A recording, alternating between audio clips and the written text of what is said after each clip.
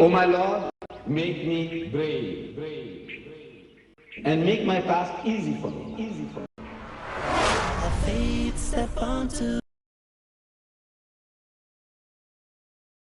the light of Iman, proclaim this message entrusted to you, and the cloud of Islam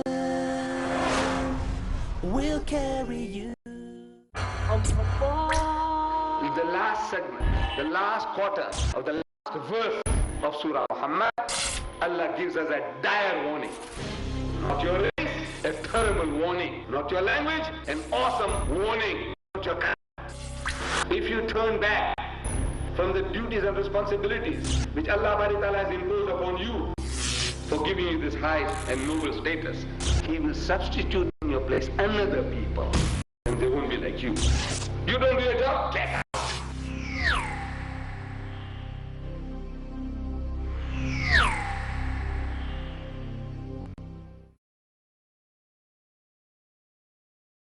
قال الله تعالى في شان حبيبه إن الله وملائكته يصلون على النبي يا أيها الذين آمنوا صلوا وسلموا تسليما اللهم صل على سيدنا محمد وبارك وسلم.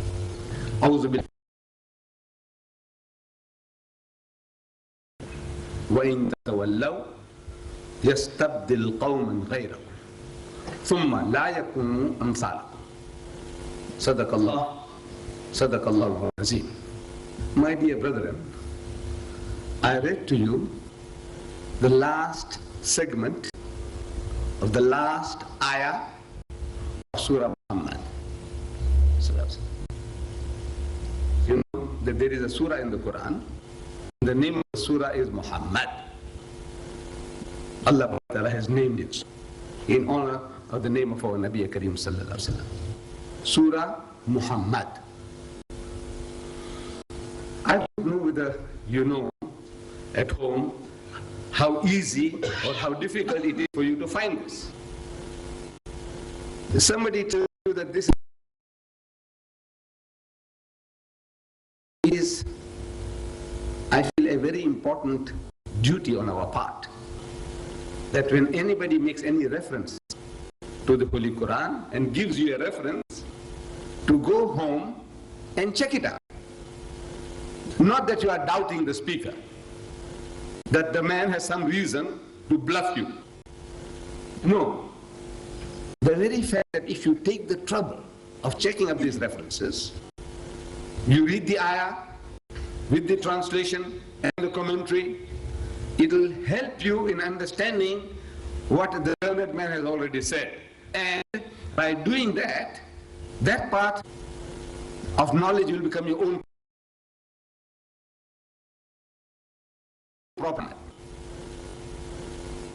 In this particular one, at the back of it is a very comprehensive index, just like a dictionary. You look for M. Muhammad starts with M. There's everything about Muhammad. So everything that the Quran speaks about our Nabi Kareem Sallallahu Alaihi Wasallam is in there. Everything on your fingertip. But we are looking for Surah Muhammad. The names of surahs are in italics, a special type of writing. So you read that, also under M, Muhammad, will tell you chapter 47. 47 is easy to find. You know why? Because every page is numbered. 2, 3, 4, 5, 20, 30, 40, 47. Easy to find because every page is numbered. Once you found chapter 47, Surah 47, then I tell you is ayah number 38. Ayah also easy to find. 38. The last segment, the last quarter of the last verse of Surah Muhammad, Allah gives us a dire warning, a terrible warning, an awesome warning. What does he say? He says, وَإِن تَتَوَلَّوْا يَسْتَبْدِلْ قَوْمًا غَيْرَكُمْ ثُمَّ لَا يَكُونُوا أَمْثَالَكُمْ.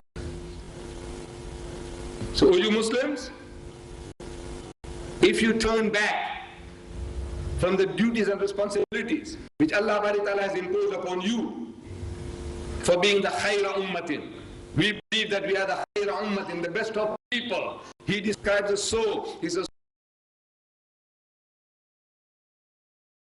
people evolve for man.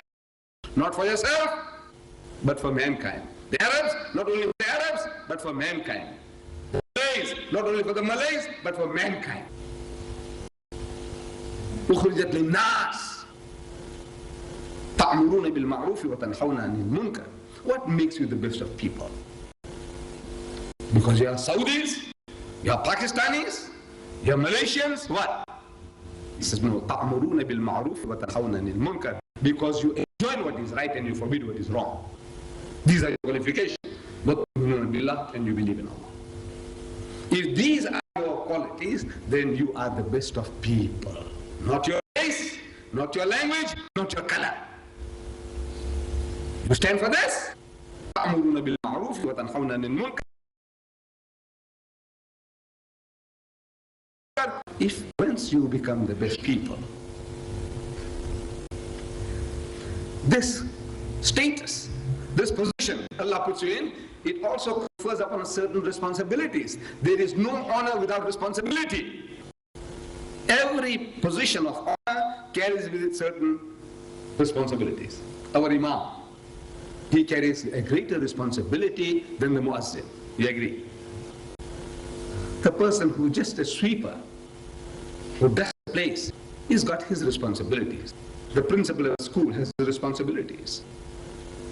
Headmaster of the school has his responsibilities. The manager, you are a manager, you have certain responsibilities.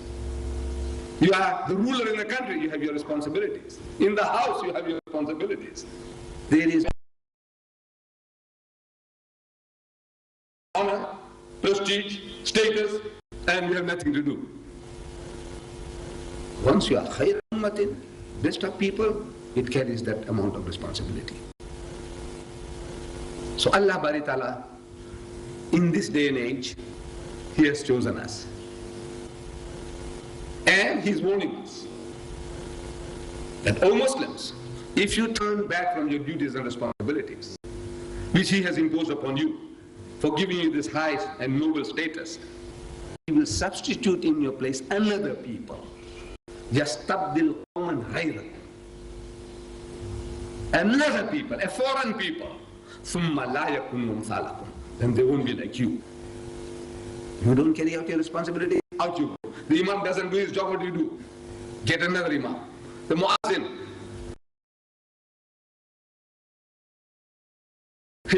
you don't do your job, what does he do to you? Fire you. The manager doesn't do his job, he'll be fired. This is the law. Irrevocable law. It's unchanging law. You don't do your job, out you go. You being the khayra ummatin, you don't do anything, and Allah will keep you there on the pedestal. Because you are Malay, you are a Pakistani, you are an Arab. No, nothing, no favoritism with me. He's got no favorites. You don't do your job, get out. I'll put somebody else in your place. You don't do the job, get out. I'll put somebody else in your place. That's his law. And this law is an eternal law, unchanging law. He's doing it all the time. In the religious history of man, in the first instance, He chose the Jews, Bani Israel. You know that? He are the 4 heavenly books that we Muslims, we say we believe in. We say we believe in the Torah, we believe in the Zabur, we believe in the Injil, and we believe in the Furqan. The Furqan is the Quran. Out of the 4 books, 3 of them, 75% of the books are Jewish books. You know that? Books given to Jews. Hazrat Musa a Jew, he was given the Torah. Hazrat Dawud a Jew, was given the Zabur. Hazrat Isa a Jew, he was given the Injil. Jew. Out of the 4 books, 3 are Jewish books. 75% Jewish books. We say we believe that they were sent by Allah. He chose them. He sent prophets after prophets to them.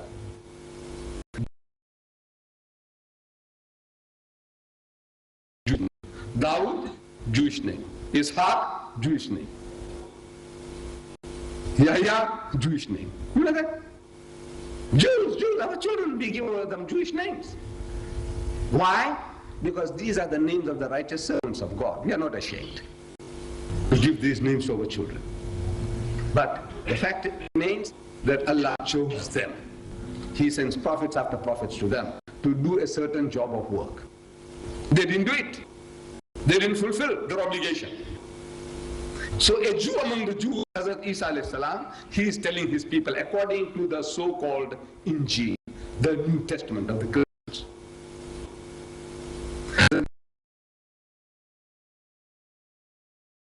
this position, this honor, this status will be taken away from you and given to a nation bringing forth the fruits thereof. This position that you are holding will be taken away from you and given to somebody else. And who that somebody else will be? A nation that will produce fruits. You don't produce fruits, cut it off. Burn it. Trees that don't bear fruit, what do you do with the trees? Just an ornament, doing nothing, chop it off. Useless. Occupying valuable space. You too, you do the same, chop it off. Replace you. So Hazrat Isa alayhi salam told the Jews that you will be displaced by somebody else. And there is another law seems to be at work, that when he displaces one group of people by another, almost invariably that people who displaces you, who replaces you, is a nation, is a community that you have been looking down upon. That's Allah's punishment. The one you look down upon the most, He makes them to sit on your head. You're looking down upon the Bantus, then one day Allah will make them to sit on your head. You look down upon the Bushman, the Hottentot, He can make them to sit on your head. The people you are looking at something, you still feel that we were the master race, we are less than that. Down in the gutter you serve now. Yes, there is a law at work. Why won't you learn? Allah Bari Ta'ala, in His wisdom, He displaced the Jews. By who? By the Arabs. These Jews were looking down upon the Arabs for 3,000 years. They said, see Father Ibrahim alayhi salam, he had two wives, Sarah and Hajar. They say, the Jews, that Sarah was his legitimate wife. He entered into a contract with her. But Hagar, this Hajar, was a bondwoman.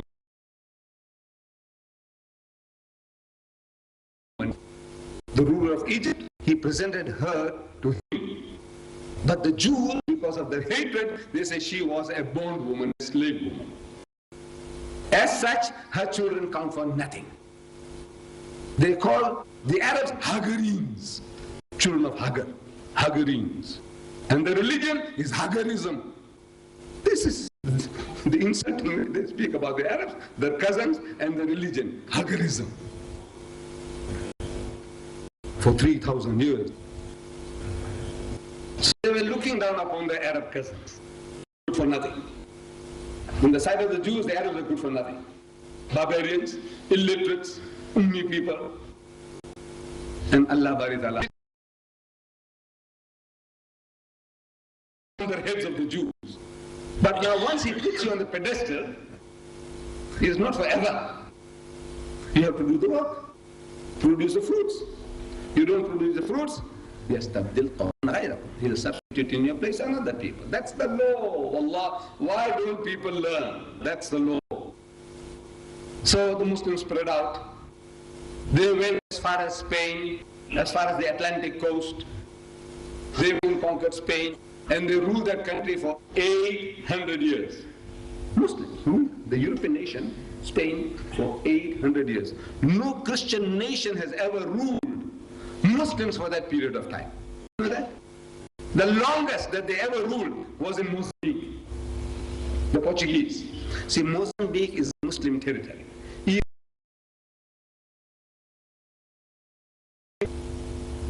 Here, next to us. This place was an Arab outpost, trading post. And there was a governor there when the Portuguese came along and conquered them. There was a governor by the name of Musa bin Baik. Musa bin Baik was the governor of that territory. When the Portuguese, with his superior gun power, he came and knocked hells into them and conquered the place. Whose place? Musa bin Baik. They couldn't say Musa bin Baik, so they say Mozambique. That's how the name Mozambique comes about. The Muslims crossed the sea between Jabal. They called that mountain Jabal al-Tariq. Tariq was the commander who crossed over from Africa to Spain, and the place where they landed, they called that mount Jabal al-Tariq.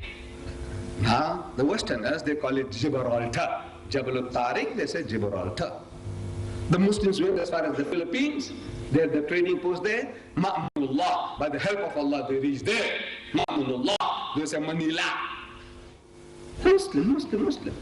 The longest that the Christians ever ruled Muslims was in Mozambique for 500 years. They ruled your motherland, Indonesia, for 300 years. In Mozambique, 500 years. The Muslims ruled Spain for 800 years. What were they doing?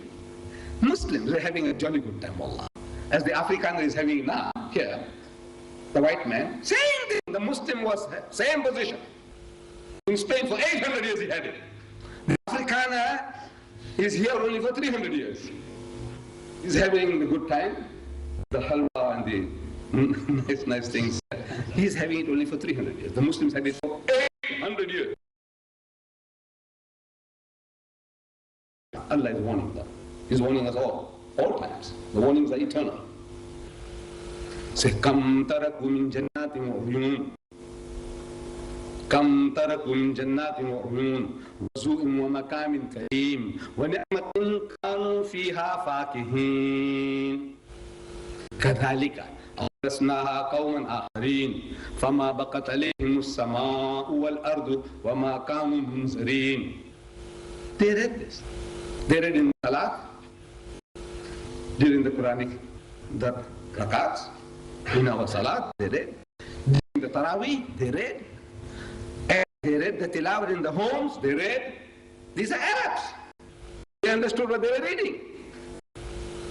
Because the language, in our case, we have a lame excuse for saying we don't understand.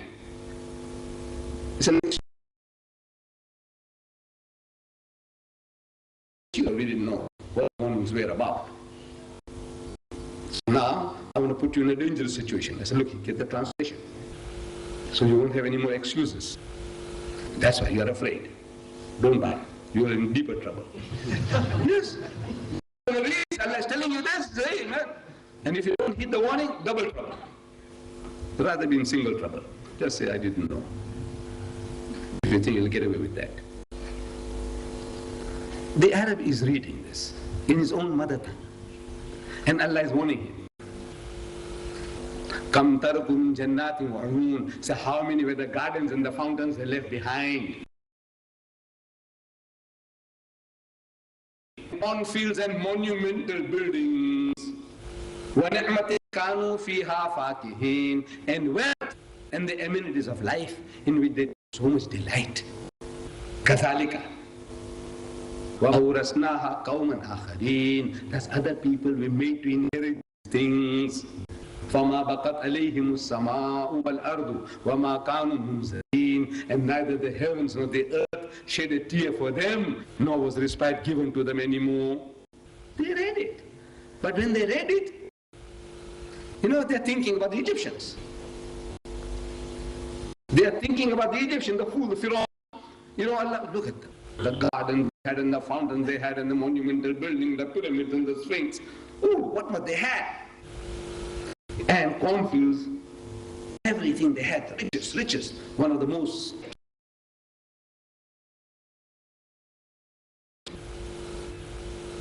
And the fool, he didn't heed the warning. Allah sends plague after plague, warnings after warnings. He didn't heed. Eventually Allah destroyed him in the Red Sea, drowned him and his hordes and his troops. He drowned him in the Red Sea. You see that fool? He didn't learn. He didn't learn. See what Allah did to him? The fool doesn't know that he is in the firing line now. While he's reading, he is in the firing line. Because when you read this today, As soon as you read this, you think of Spain. Wallah. You know, if you ever go to Spain, if you ever visit that country, you see that the Alhambra, Cordova, all these beautiful cities that the Muslims left behind.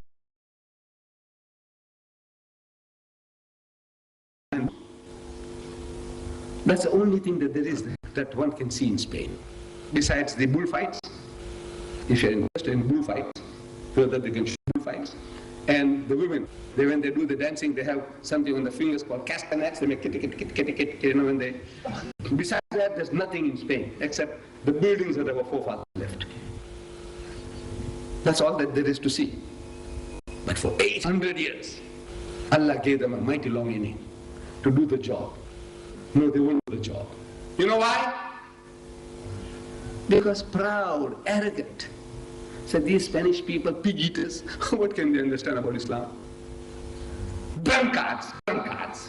What can they understand about Islam? That's mentality. We have the same. You see, when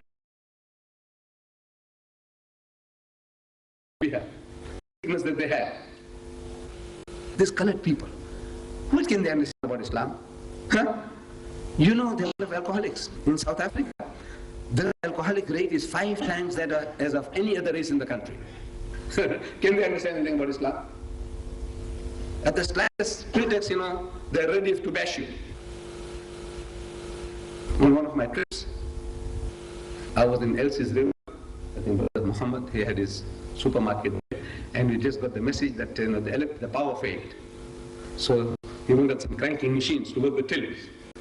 So he said, come on, let's go. So we went. So he was giving the cranking machine looking, and I see an African there, and somehow I found seemed to be quite an intelligent African. So I'm telling him, I said, you know, these people here, I can't make out the difference whether these people are Muslim or not.